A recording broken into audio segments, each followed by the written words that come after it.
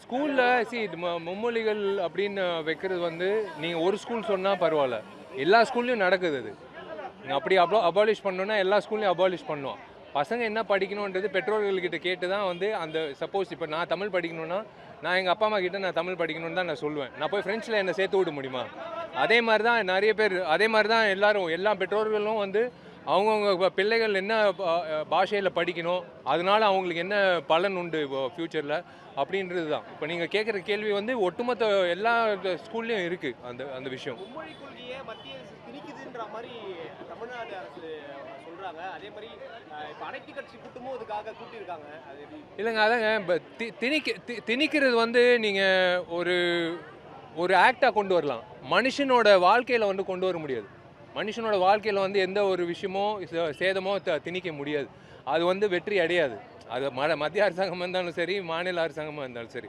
முதல்ல வந்து இன்றைக்கி பாண்டிச்சேரியும் இப்போ தமிழ்நாடு +2 மாணவ மாணவிகளுக்கு எக்ஸாம் தொடங்கியிருக்கு. அவங்களுக்கு என்னோட மனமார்ந்த வாழ்த்துக்கள். All the best. நல்லா படிங்க, ப்ரெஷர் எடுத்துக்காதீங்க, நல்ல நேரம் எடுத்து நல்லா தூங்குங்க. கரெக்டான நேரத்தில் தூங்கினா தான் உங்களுக்கு வந்து பிரெயின் ஒர்க் ஆகும். கரெக்டான அந்த சப்ஜெக்டை நீங்கள் படிக்கும்போது நல்ல நீங்கள் வந்து ஏதோ டவுட் இருந்தால் கூட நீங்கள் கேட்டுக்கிட்டு உங்கள் ஃப்ரெண்ட்ஸோட டவுட் கேட்டுட்டு நல்லா படித்து நல்லபடியாக வரணும்னு நான் வாழ்த்துறேன். All the very best. கட்சி தொடங்கி ஒரு ஆண்டுக்கு மேல ஆகுது.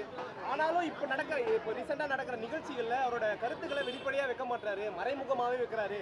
மத்திய மாநில அரசுகளை விமர்சிக்கிறாரு, ஆனா மறைமுகமா விமர்சிக்கிறாருன்ற கருத்துக்கள் வருது. அவரையும் விமர்சிக்கிறாங்க. அதனால அவரோட அரசியல் பார்வையை எப்படி பாக்குறீங்க? முதல்ல ப்ரெஸ்ஸை வந்து சந்திக்கட்டுமே. நீங்கள் என்கிட்ட கேள்வி கேட்குறீங்க, அவரே தான் கேள்வி கேட்கணும். விஜய் அவர்கள் வந்து இன்னும் ப்ரெஸ்ஸே சந்திக்கல. ப்ரெஸ்ஸை சந்திச்சதுக்கப்புறம் உங்களுக்கு அந்த அந்த நீங்கள் கேட்ட கேள்விக்கு எல்லாம் பதிலும் வந்துடும். சார், தொடர்ந்து நடிகர்கள் அரசியலுக்கு வரத விமர்சனம் பண்ணுறாங்க, நீங்கள் எப்படி பார்க்குறீங்க? அது விமர்சனம் கிடையாது.